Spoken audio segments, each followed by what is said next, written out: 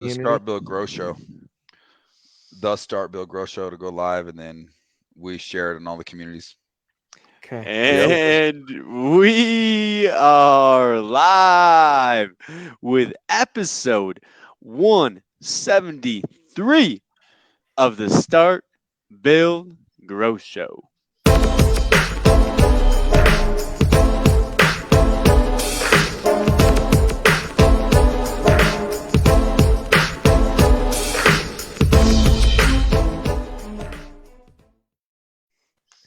Randy Brothers, my friend, what's going on? What's cooking? Good looking. What is up, man? I'm just still recovering from hanging out with you over the weekend, man. We Man, back Kansas City, about it. Arrowhead Stadium, It was fun. Green Bay versus the Chiefs. Woo! It was a lot of fun. It's fun to kind of get out and do fun things. We work all the time. We talk about entrepreneurship and business all the time, but every once in a while, you just got to get away and have some fun. So it That's was a fun truth. weekend, and now we're back to hmm work and back to the grind. So hmm once again, for the second time in a pretty short period. I mean, we just lit the internet on fire last time. hmm We had my man Adam on the show. You guys all know him. I mean, so many people are seeing you, checking out your stuff, and rooting for you. You have an awesome platform. Adam Benjamin with the Roof Strategist is gracing us with his presence again. He is, a dominating force in the roofing space and the roofing sales specific. So we're excited to gain some knowledge, man. Ready for you to drop some bombs on us to help us No pressure, master man. our sales game and get better at roofing sales, man. How you doing Yeah. today? Well, I'm great. Thank you for, you're going to make me blush. Thank you for having me back. I'm super excited to be here, and I had a ton of fun, Nick, meeting you for the first time at RoofCon, Yes, sir. and Randy grabbing breakfast with you most every day at RoofCon. Yeah, that was hmm cool. So hmm super glad to be here, and excited to chat. And by the way, if I'm poking around, it's because I've got some notes pulled up that I prepped for today. So Right on. I like that. yeah, That means excited to you're be here. bringing the fire. I mean, like Randy was saying, it was a very short period of time since you last been on the show, but we just had such a high demand of, hey, we need a round two. We need a round two. So we figured, hey, let's bring the man back in. But Adam, what do you got working on, man? What have you been up to lately since we last spoke? Oh man, that's just such a good question. We have been busy and growing, and first and foremost, now we're doing a Giving November sale. So we're Oh, offering cool. folks some savings on new products and programs, 50 to 250 off, and then we're donating 100 to 500 meals to feed the hungry on their behalf. And we started on the 2nd, so it's the 9th. So as of today, I think we're about 6,400 meals donated, and we're shooting for 20,000 meals, which is Dang. will be exciting to hit. I think we will. I mean, if we did almost 7,000 in 7 days, we should be able to if we can keep pace, make that happen. Um, and then I got a message from someone. I posted it on Instagram, and a sales rep, and he says, "Hey, you inspired me to do this with my roofing sales customers. So, we're doing it for our customers, but now he's donating from like for his customers when he sells roofs. So that's been fun, and we love supporting charities. Specifically, food is just such a basic need that many of us take for granted, and hmm and yeah, outside of that, adding a new person to the team very soon, and then getting some new stuff revamped for the Pitch Pro movement, where I work with folks kind of on an ongoing basis in a tight knit community on Zoom and doing sessions like this. So yeah, been a busy beaver, man, but having fun, having a That's lot of That's cool. fun. awesome, man. So Yeah, what organization are you doing that through? We do a lot of charity and stuff like that yeah, as well, but like how do you if I wanted to jump in and like feed 100 people, yeah, feed 500 people with a donation or however, I guess yeah, sounds like it's from a donation yep, base. yeah. Is that a national thing, a local thing? Like how does that work? Yeah, good question. So we're doing it through the Feeding America Food Bank system. So I am, have researched what percent of funds go towards the things that they actually do. So Feeding America is the national organization. We're particularly supporting the Food Bank of the Rockies. Their buying power is crazy right now. So we'll probably, when we originally launched this, we'll feed 100 to 500 people on your behalf. That number is quadrupling because their buying power. Because when you give money to a charity, specifically for food banks, they don't want canned goods. If whatever it costs you to buy 1 can, they can buy 4. So likely, if we can, depending on their buying power, we may end up doing like close to 80,000 meals. And we did about 17,000, not on a charity drive. We just do a percentage of our sales, a sizable percentage of our profit goes to charity every quarter through a donor advised fund. So we contribute to the donor advised fund so that can grow, and then we donate that to charity. So I think last quarter we donated like just shy of 18,000 meals. And we're just doing a stronger push for November, and then we'll do some stuff at the end. But anyway, yeah, if anyone wants to join on the Feeding America website, find a local branch. We're doing the Food Bank of the Rockies because it's northern Colorado where we live, and there's a great demand, and it's really awesome. Like they know the culture of folks who have the highest demand, so they are doing rice, beans, catfish, noodles, to provide culturally appropriate food to the people who need it, as opposed to just throwing bundle of whatever and being like, go figure it out. So there's a lot of heart in the giving, which I just really appreciate, because let's be real. We all like to eat what we like to eat. So anyway, yeah, super that's cool, awesome. man. And this time of year is perfect for that, right? It's getting cold. You got Thanksgiving coming up. And so we've always done we do a big turkey drive. Awesome. Where and we partnered up with the Volunteers of America in Denver. So I think it's like our 4th year in a row doing it. And, way cool. And we kind of challenge all of our staff and salespeople and everybody to kind of bring, or we do it, either collect money or just bring a turkey or whatever. And we match, but Cody and my partner and I kind of get a little crazy, and we just try to fill up we literally try to fill up as much as my truck will handle. And I think one year we ended up with like 170 frozen turkeys stacked like 7 feet high in the back of my truck, like strapped down. And I was worried about it. So yeah, that's a lot of fun. We kind of get into that, and then we go raid the like Sam's Club and just buy a whole bunch of bulk stuff for Thanksgiving, right? To try to feed. So that's pretty cool. We just were planning that all out today. We're doing it next Wednesday. So I love that you're doing that as well, on even a broader scale. So good timing. A lot of contractors watching this. You should definitely think about that. What are you doing this time of year to give back? This is the perfect opportunity to give back and to show, your gratitude. And I think it's part of human nature is like, we've got givers gain. We got to focus on giving and giving back. So I love that you opened with that. We're completely off the rails, but I think for a good reason. Yeah, wasn't planned. But anyway, no, go support causes, and everyone, like, I don't, it doesn't matter what you support, pay it forward, and get your people rallying behind it. So Adam, if people do want to get involved in it, what's the best way they can get involved? Yeah, let me see if I can pull up a link. That'd be awesome. There's a couple things. If you're interested in our programs and our sale, I'll put a link to that in the chat here. And then if they're not, which is totally fine, I will. Hold on, let me see if this will work. First, I need to learn how to spell the month November properly. That's a good start. I haven't figured that one out yet either. Yeah, there's a direct link for our sale. But if you're a customer, maybe you don't like me, that's cool. You can donate straight to the Feeding America. There's that one, and then I'll see if I can pull up the Food Bank of the Rockies, where we're contributing to.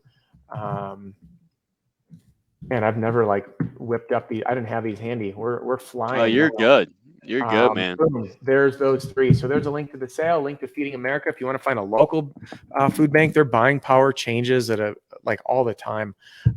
We were originally matching dollar for dollar for whatever it's worth. So 50 off, we donate 50. 250 off, we donate $250. Very cool. And then, but the buying power changes so frequently. So anyway, we're going to feed a bunch of people. Well, cool, man. Well, I Yeah. figure, hey, now we can kind of dive into it. Let's do it. What we really want to talk about today was ending the year strong. Yeah. I know how a lot of these roofing salesmen guy, and I know guys like Randy.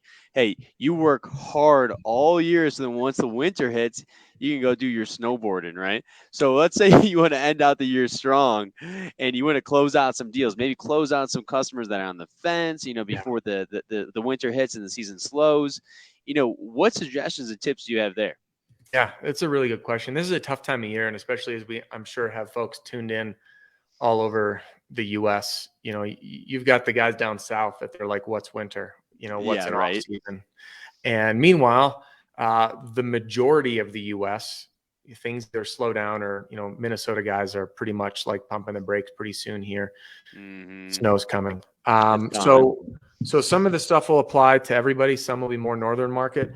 But number one is realizing that, and I just did a YouTube video on this. Pain, I think, is like the missing link in roofing sales. We always try to sell how great we are to work with, our great products, our great warranty, the service we provide, the value we bring. But when we focus so much on the positive side, people don't take action. They need to be reminded of the consequences of what could happen if they don't do anything. And this isn't like a manipulative thing. Like, I know, believe me, of course, it gets used in sales, right? Pain solution. This is sales 101, but there's a way to use pain in the reality in an education or fact-based approach. And the truth of the matter is bad weather is coming. And what we have here are people who've dragged their feet. So if anyone that has a pipeline, if you've got a pipeline, I'll call them the on the fence leads. If you've got the on the fence homeowners, the open leads, ones that had to think about it, maybe if you're working insurance claims that were denied or partial paid, great time to call in for that reinspect. If you're working retail in those homeowners, sorry about that, just got something in my eye, wanted to drag it out, we're not ready yet. We have the urgency of this bad weather coming, which means there's still time, depending, gosh, with every state is different, but we might be able to roof up through December, maybe January. If the weather holds out, we'll have those warm days.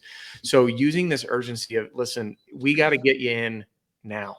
We can get this roof done for you so you don't have to wait over winter. We can't install it in the winter. I know some folks will do that and then come back in the spring, but if you're following manufacturer's guidelines, we got to get this stuff done before bad weather and freezing temperatures hit.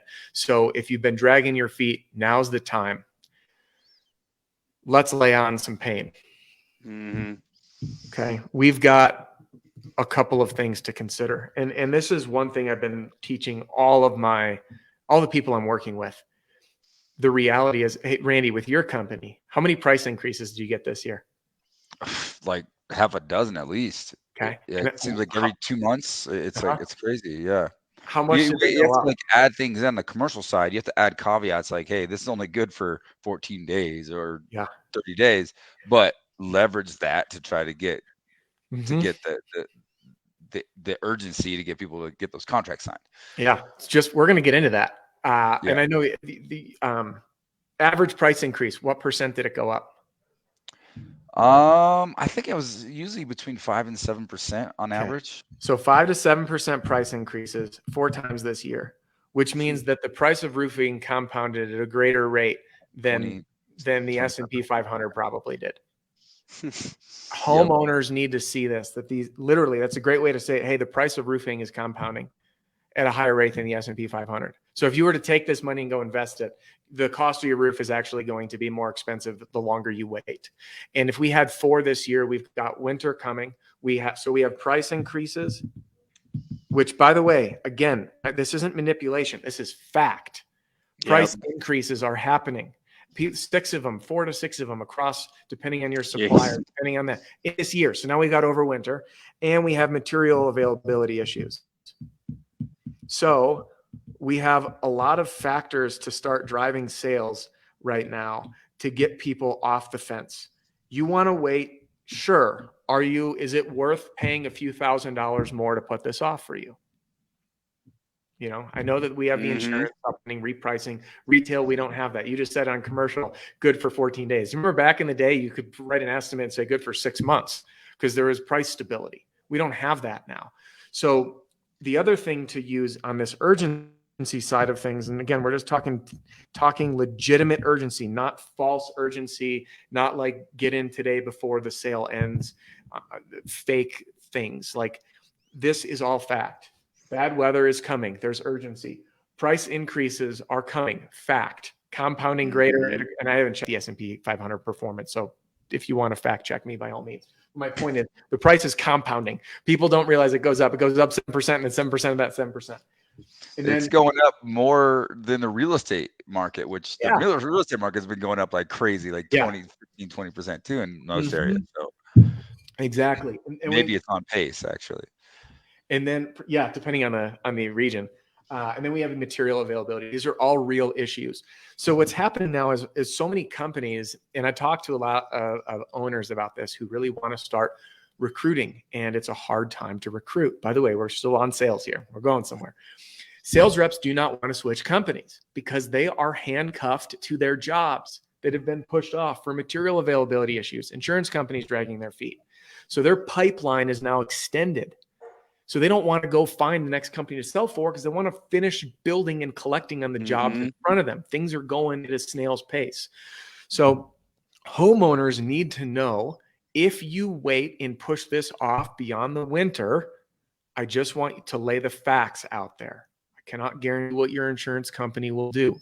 The prices will go up. There likely will be material shortages as it has continued. Okay. And by the way, I just ordered an office chair and they're like, oh yeah, cool. It'll be 12 weeks. And I was like, okay, let's find one that is like quick in stock, and quick in stock is still like 8 weeks. Anyway, material availability. So people are getting booked out in the spring. We don't know how far that goes. I waited 8 months for a kitchen table for our new house. Should have been here in 2. The guy we bought the office chairs from, he just told me, he goes, my new cabinets for their kitchen remodel were due for delivery in May. They got installed. We went on, what day was that? Did we go out shopping? On Saturday. So this was last Saturday. They got installed from May. So these pipelines are growing and growing and growing. So you have to be comfortable with that increase in price, and you have to be comfortable with waiting. If we get you in now, we're going to get you in queue. Okay. And we're going to get to you as fast as possible for priority service. So these are the ways that every single salesperson needs to be using this urgency. And all these will apply everywhere, with the exception of bad weather to my Texas and Florida friends, and maybe some other, Louisiana, whatever. Bad weather is going to be a different scenario, but all the rest are going to drive that urgency. So tap into your pipeline and work all of your on the fence leads, work your maybes, work your I have to think about it, and get back into all of those, because so often, and I felt this, you sales go like this, right? You're selling, you're servicing, you're selling, you're servicing, selling. Oh yeah. And then all of a sudden you get to the end of the year and it's like, I don't know if this is just what's happened to me, but you've got this, and then it's like towards like Thanksgiving, it's just like flat lines. And then you get these like crazy spikes that come up of like, shoot, we need to get this done. Shoot, winter's coming. We need to get this done. Shoot, we need to get in the books so we can get ready for spring, or so don't let this lull fool you, because there is a peak that will hit. But yeah, anyway, that's just a few of more up the sleeve, but that's main thing that I want to focus on. Go ahead. So let's add a little bit to that. So in the instance of the sales reps that have been just hit by storms and they've just been working all year. Yeah. And human nature, you get burnt out. Roofing sales, if you're going to be a high performer and a high producer in roofing sales, you got to go all in. You've got to be committed. You got to be willing to put in the extra time and extra hours. You're working weekends, you're working nights, you're working all hours of the day to try to accommodate your clients and deal with the paperwork and the adjustments and the production and all the things you got to do. It is a tough, grinding job. What do you say about like this time of year where those who have been grinding all year are starting to get that burnout point? What do you tell an owner or a salesperson, how to navigate that? Yeah. Don't get me wrong. When we work hard, we have to have some time to play hard, or we will burn out. But it's about knowing when to stop. Now is not the time to stop. That's like being at 3/4 the way through your workout and being like, I'm tired. That's good enough for today. we have to remember that with that break comes a lull in cash flow. So as owners, as salespeople, we are building our cash reserves through the season. And this, especially for the northern guys, has to last us through winter. And we're not going to have the same level of collections and cash flow coming in. So we want to sprint up until we can't sprint anymore. And to me, that push is usually right up until the first week or so before Christmas. And then things kind of shut down that week before Christmas through Christmas break for kiddos. First week of January, take that time and unplug, but don't, it's funny. I went out I'm getting into trail running. I was out on a trail run this morning and I did a new loop I hadn't done. And I run all these like trails that don't show up on maps. And I purposefully left my phone at home. I didn't want it. And normally I have like all the offline maps so I can at least navigate on a topo. I'm deep in the woods this morning and I'm like, shoot, I threw an audible on a new trail. I left my maps at home. I kind of know where I am. And I was at this point of like, do I cut it short and come back or commit to the whole thing? And committing to the whole thing turned into a bigger run than I was imagining. But I didn't stop until I got back. It's not like, oh, that was good enough, I'll walk for the rest. So I think we just need to have this mindset of we're so close to the finish line. Just keep grinding, build that pipeline and bring the cash in while you can. And then when it comes time to take that break and unplug, don't just like ease off the gas and be like, good enough, I'll coast. Grind till you stop. Then just flip and unplug, man. shut it down and give yourself the break. That's my philosophy. I know some people might not agree with it, but and your forte is you work day in and day out with sales professionals, sales leaders. I work day in and day out with owners and managers, and entrepreneurs. And it's a little bit different. A salesperson, you work, stop, check out, right? As an owner, it's a lot easier said than done. Like many of us are really handful to our business. You check out or you try to check out, you don't. Whereas I would say you kind of do one, if you're in a place where you don't feel comfortable and you're just like, if I were to take a week off, wow, my business goes away, or like it just causes like an anxiety attack. That's an opportunity to really evaluate your business and look at the people around you and really start thinking about going into next year and building a leadership team and building a system and really thinking about the infrastructure of your business to try to relieve that pressure. Because if you really have that much pressure to where if you feel like you step away from the business for a short period of time, like everything's going to come collapsing down, that's no way to live your life. No, right? It's not. I mean, that's not a way to live your life. You're not going to be performing at your optimal level, and you're definitely not going to be working in your strength zone either. As an entrepreneur, you're just wearing all the hats and struggling. So for those of you, if that's a struggle, look into figuring out ways to, really start finding and delegating and getting a leadership team built around you to start building up that confidence of, hey, I'm going to take a few days off and I'm going to let you guys handle things and I'm going to be okay. And that's why I work in sprints, right? I'm all in. When I'm working, I'm all in, but I like to take little breaks and just check out for a really short period of time and then dive back in. That's for me. That works for me. I very rarely will take more than like a couple days off. And recently this week, we took, or this year, like a month ago, we took a whole week off. And it was awesome, right? I was able to somewhat check out mentally and just go to Mexico and just enjoy the time we were there. And get back and you get back to work. But that sort of thing wouldn't be able to happen without an amazing team, right? A team of people that can run with the business while you're gone. Yeah, absolutely. And whether it's an owner or a rep, I'm very invested in the success. Although I work with owners and managers.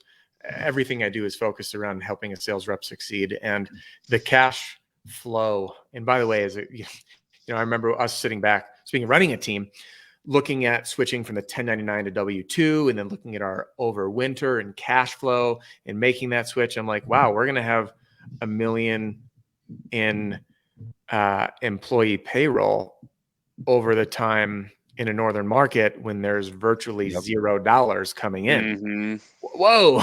So, and as a, a rep, your cash flow is your family's livelihood, your lifeline. And so many people, and I see this, what's funny, I have to share a story.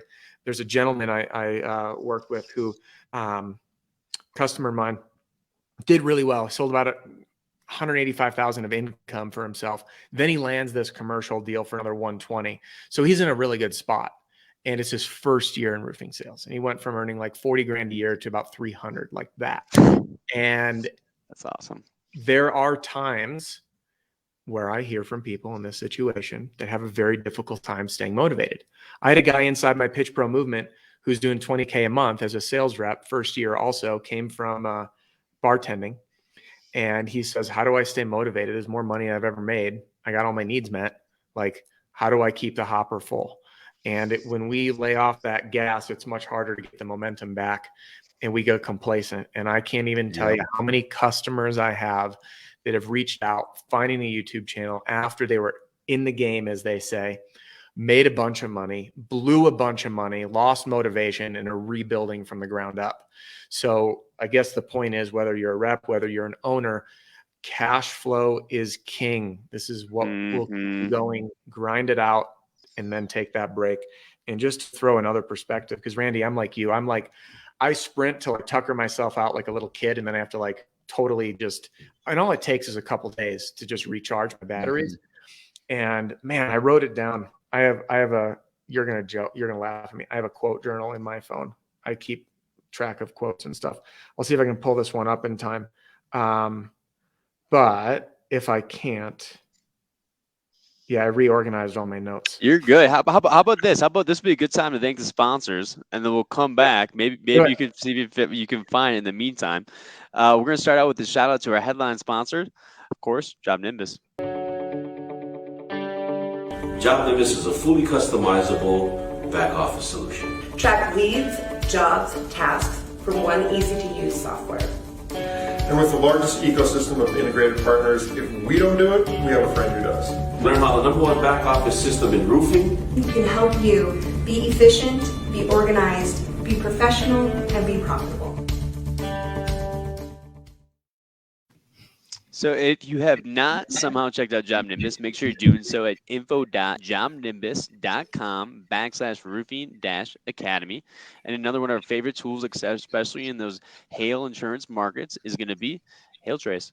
If you're in the hail game, if you're working hail claims and selling roofs that have hail damage, you need to know where the hail is, how big the hail is, and when it hailed. I mean, if you're on the fence, it's a game changer.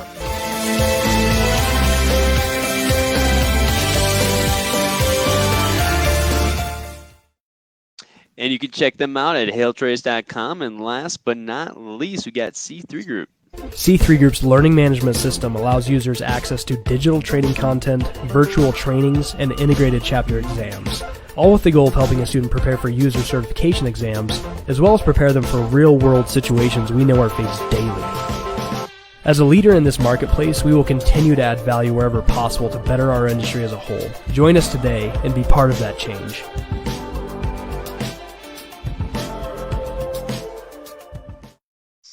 If you guys want to check out that unbelievable program that Andrew and the team at C3 Group put together, you can go to c3adjusters.com and click on Xactimate Training. But now back to the show. Adam, did we give you some time to find that beautiful quote of yours? I found some of it, which I'll read. I love it. Yeah, no, I did. I'm switched. I used to have like a remarkable tablet, and then I got rid of that. Went back to the good old fashioned. Yeah, Randy was geeking. I was like, you're a really, really detail oriented guy as an integrator. So there's this. But then I also, there it is. He's got his notebook. I can't do the tablet, man. It's a notebook for me, dude. I can't do that. It's just a notebook. So anyway, I'm trying to merge them. But I used to ride in waves, push, push, push, break, push, push, push, break. And I forget who said it. I think it may have been Rob Deerdeck, actually. And he said, you got to stop operating in waves and find a sustainable cadence that you can keep nonstop, which, by the way, is like my Achilles heel. I am like, go, go, go. But this quote that I wrote down, and I didn't wrote down who said it, so I'm sorry for that. It says, overachievers are bad at not relaxing. Start paying attention in your life. Write down 20 things that relax and rejuvenate you, then build in rituals of relaxing and rejuvenating throughout your day. And that's been like a new practice of mine of just like how to maintain a marathon pace as opposed to a 50 meter sprint. And then I'm just like brain dead and then gotta do it. Been there. Been there. Yeah.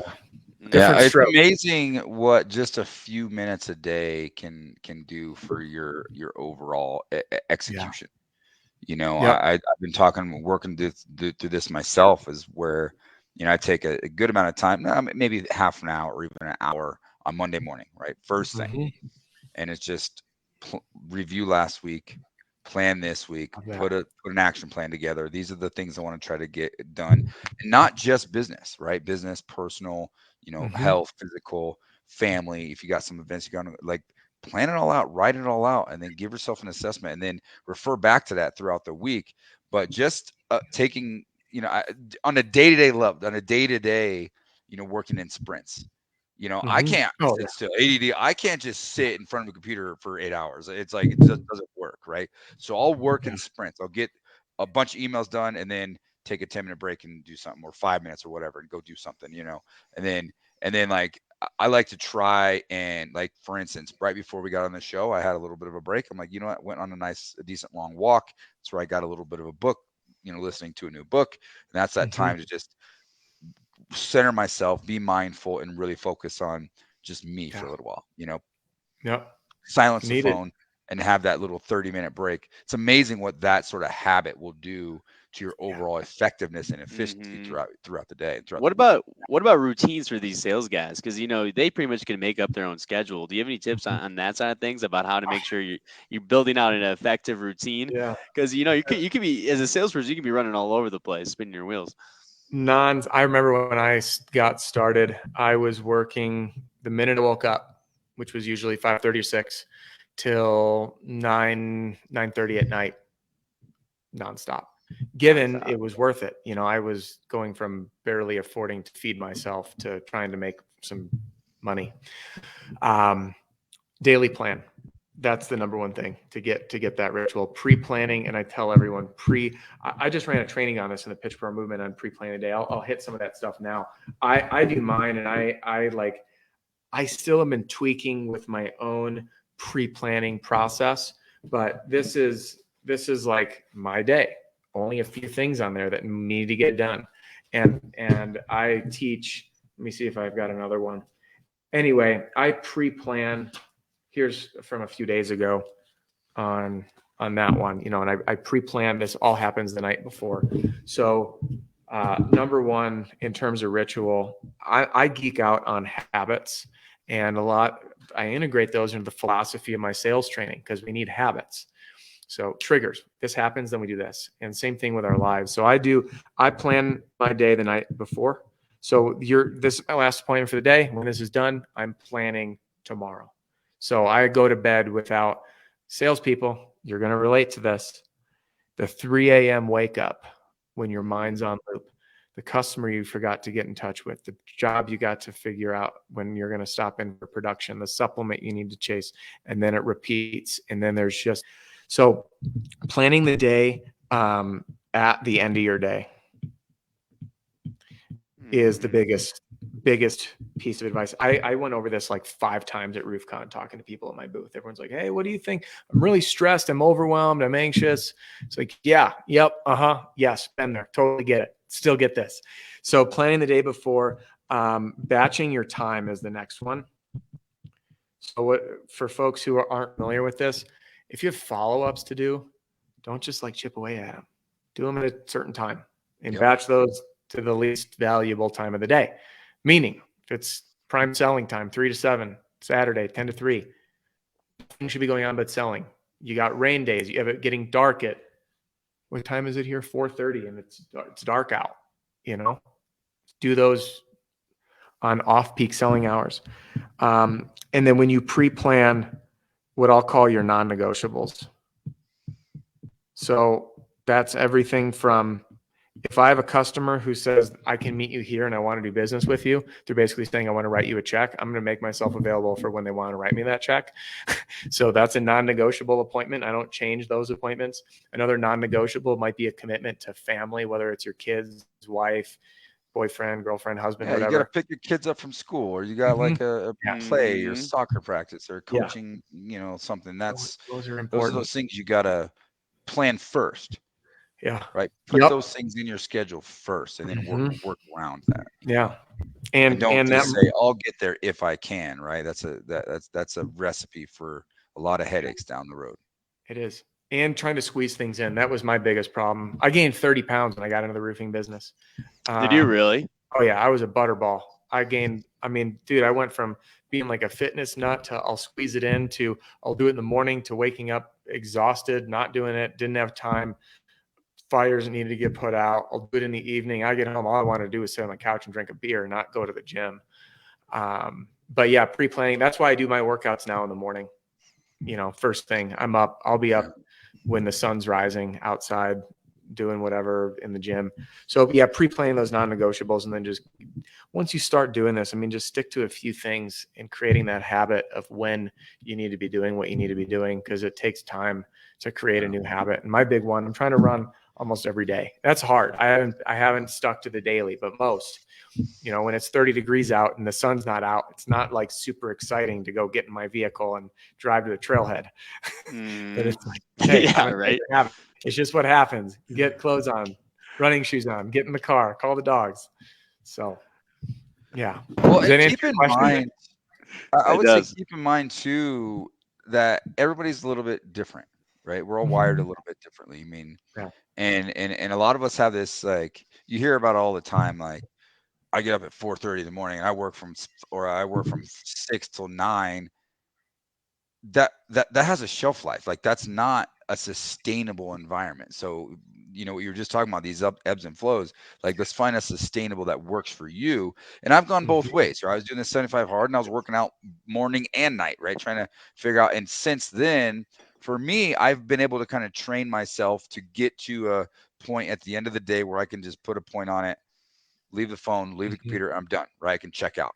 And then first thing in the morning, for me, I've learned that in the afternoon, if I work out at the end of my day, it helps me make that mental transition out of work into home, out of that. And whereas in the morning, if I can just focus on, if I'm going to read or pray or drink or drink my coffee or do meditation or whatever that personal time you have planning your day out. For me, I've worked it both ways. For me, I'd rather have that time in the morning to just plan my day and really kind of focus in on myself and just get myself mentally prepared for the day. And then end the day and make that shift. I would encourage you guys to figure out what works for you. But the lesson here is that is you got to find something to be disciplined about. Yeah. Okay. Just make it a habit. Balance. Create a habit for yourself and be disciplined. Small habits done consistently over time lead to huge results and huge change in your life. However, if you keep doing the same thing you've been doing, you're going to keep getting the same results that you've been getting. Yeah. Brendan Bouchard had an awesome quote. Oh man, I wish I could pull it up right now. It was in his book, High Performance Habits. And I think it was him. And if I'm misquoting, someone will drop a comment and correct it. But I believe it was him that said that like our willpower to create a new habit, to do a new action requires this much energy until all of a sudden it becomes habit and it carries you forward effortlessly. And I love that. And that magic mark is about 6 weeks of daily practice until that carries forward. And it took, oh man, I can't even tell you how many years. It was like, I know I'll be happier if I read in the morning, I stretch in the morning, I meditate and I journal. And now that's my morning routine. I very rarely, unless it's like you got to leave for the airport at 3 a.m. But that's I read when in bed before I get up on the Kindle. I do a meditation, I stretch, and then I journal a little bit. And then now I've layered in going out and doing a run or working out. And that's just how I start my day. And it's nice now that it's effortless. I don't have to think, what do I do?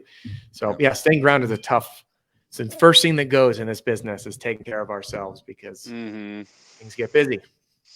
Yep. What about the guys that do get shut down in the winter and there's no production going on?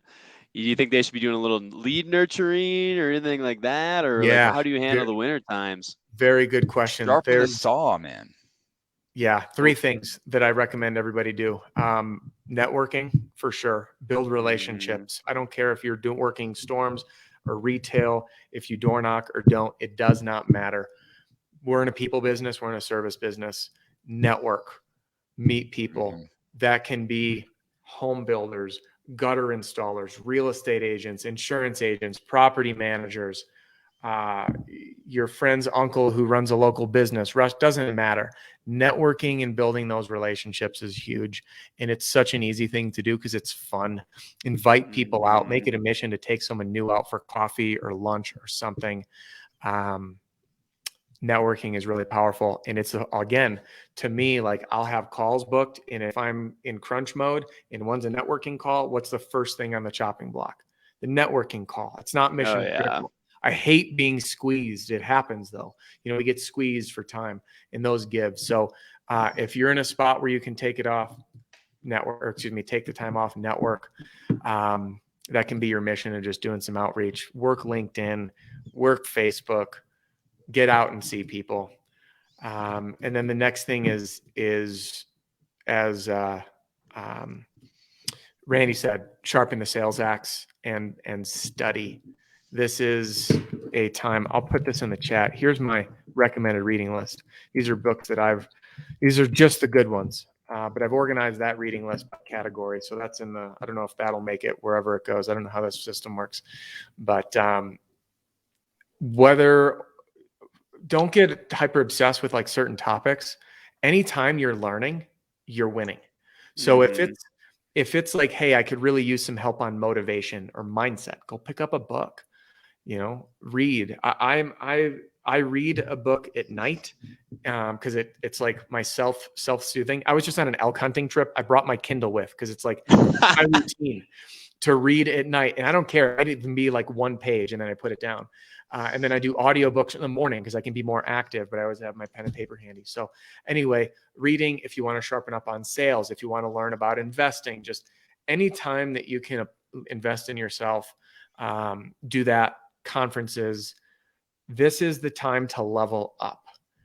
And the last thing before there's some other things you can do for selling in the winter is, as Randy, you also mentioned, reflecting on your season. I have been blown away at the magic, and I really believe it's magic when you write things down. I wrote down the 10 qualities I was looking for in a wife when I was single. And 3 months later, I met my wife and she checked all 10 boxes. And that was 10 years ago. I didn't have clarity. I remember writing down my first 6-figure income goal. And I was like, no way is that going to happen. And it brought to life. I defined my house, the office I'm standing in today. My wife and I had drawn plans to build this on the back of our old house. We didn't. The house that we're in with this separate office had just been built and never even lived in. They were signing the cert of completion. We drew the floor plans. It's truly magic. My point, reflect on your year. What worked? What didn't? What can you improve upon that's going to take you to that next level? If there's one thing that would help you move the needle, what would it be? Is it more referrals? Is it a better system? Is it a higher close rate? Is it a higher average sale price? Whatever it is, everyone's different.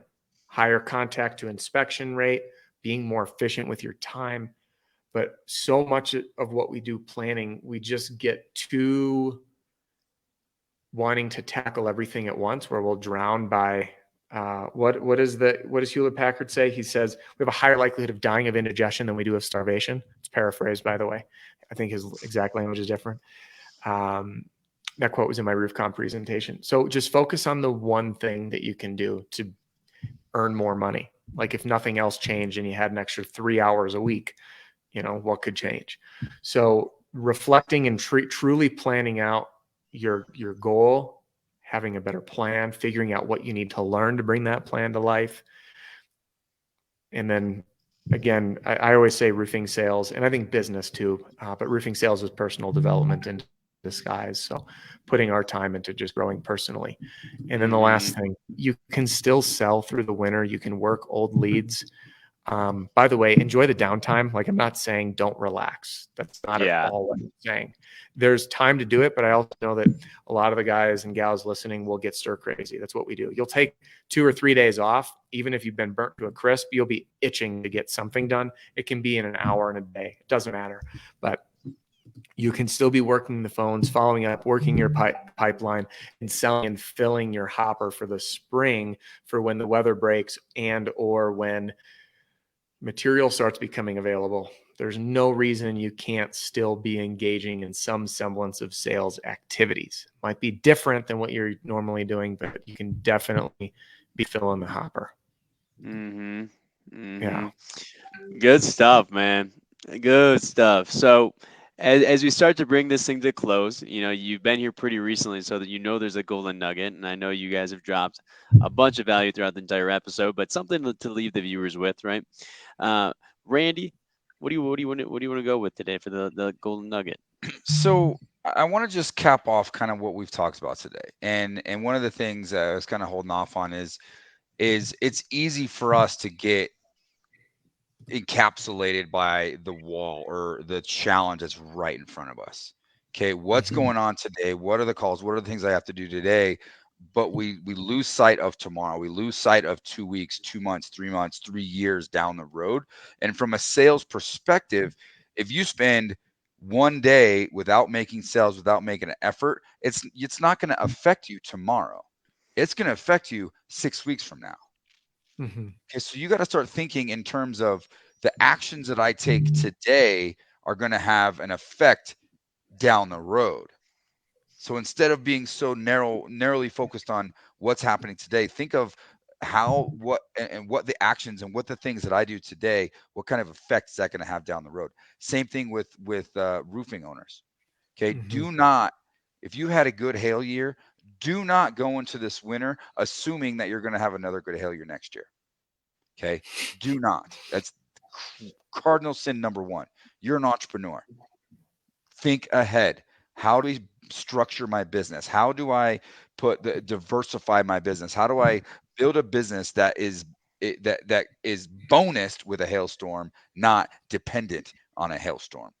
And as a little bit of a plug, if that resonates with you, you should definitely think about joining me and my team at the Growth Mastermind.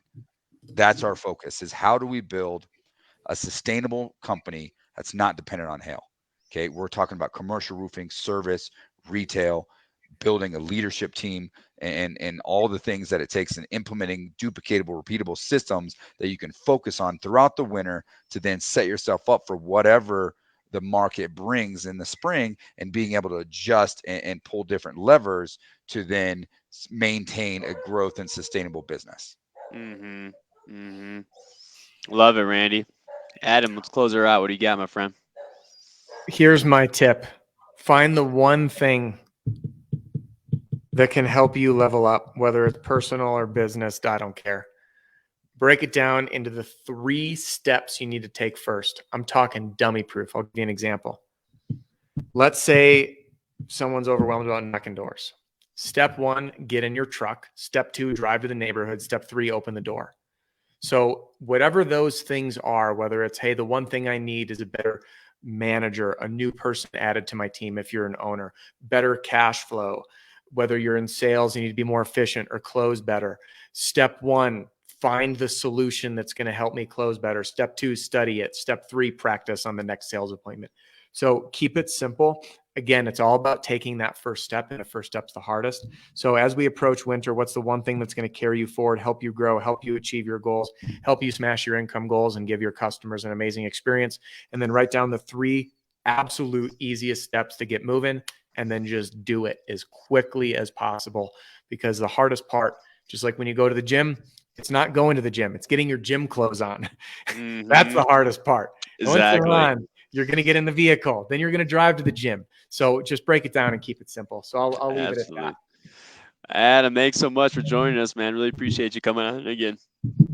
Yeah, thank you so much for having me, Nick. Great to see you. Randy, awesome to see you as usual. And we'll see you guys again soon.